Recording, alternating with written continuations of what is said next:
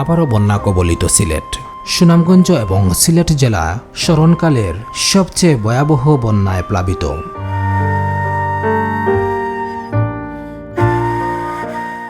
ধারণা করা হচ্ছে এই বন্যা অতীতের সকল রেকর্ড ছাড়িয়ে যেতে পারে। শতাব্দীর রেকর্ড বন্যায় সিলেট বিভাগের ৮০% পানির নিচে।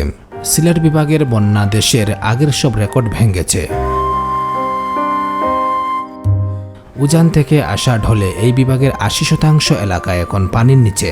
এর মধ্যে সুনামগঞ্জের ৯০% এলাকা ডুবে গেছে। বাকি ৩ জেলা শহরের কিছু উঁচু স্থান, পাহাড়ি এলাকা এবং ভবন ছাড়া সবখানে এখন পানি। চরম মানবিক বিপর্যয় ঘটেছে। গত ৩ দিনে ভারতের আসাম ও মেঘালয়ে ৯৭২ মিলিমিটার বৃষ্টি হয়েছে, যা জুন মাসে ১২২ বছরের মধ্যে সবচেয়ে বেশি। এই বৃষ্টির পানি ঢল হয়ে বাংলাদেশের সিলেট বিভাগের সব কয়টি জেলায় প্রবেশ করেছে।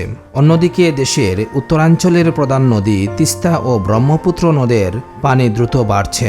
তিস্তা অববাহিকায় ৪টি জেলার নিম্নাঞ্চলে বন্যার পানি প্রবেশ করেছে। গত ২ দিনে টানা বৃষ্টিপাতে সিলেটে ৬ লক্ষ মানুষ পানিবন্দী। শহর কিংবা গ্রামে সর্বত্র বন্যার পানিতে প্লাবিত হয়ে গেছে। বিশেষ করে সিলেট জেলার সীমান্তবর্তী গোয়াইনঘাট, কোম্পানিগঞ্জ, জন্তাপুর, কানাইঘাট, বালাগঞ্জ, ফেঞ্চুগঞ্জ উপজেলা সহ সুনামগঞ্জ এর বেশ কয়েকটি উপজেলা বন্যার পানিতে প্লাবিত হয়েছে। সিলেটের বিয়ানীবাজার উপজেলায়ও বন্যায় তলিয়ে গেছে অনেক গ্রামাঞ্চল। এখানে মানুষ এবং গবাদি পশু পাখি দুর্বিষহ জীবনযাপন করছে। বন্যার পানিতে বাড়ি এবং রাস্তাঘাট তলিয়ে যাওয়ার কারণে মানুষ আশ্রয় নিয়েছে বন্যা আশ্রয় কেন্দ্রগুলোতে। সিলেট ছেড়ে অনেক মানুষ রাজধানী সহ নিরাপদ শহরগুলোতে চলে যাচ্ছে। সিলেট নগরীর ঝালপাড়া এলাকার বন্যা পরিস্থিতি ভয়াবহ রূপ ধারণ করেছে। ঝালপাড়া সরকারি প্রাথমিক বিদ্যালয়ে অনেক পরিবার আশ্রয় নিয়েছে। শহর কিংবা গ্রামে সর্বত্র বন্যার পানিতে প্লাবিত হয়ে আছে। গৃহহীন হাজার হাজার পরিবার এখন সড়কে অবস্থান নিয়েছে। এছাড়াও অনেক বহুতল বাড়িতে ও আশ্রয় নিয়েছে মানুষ।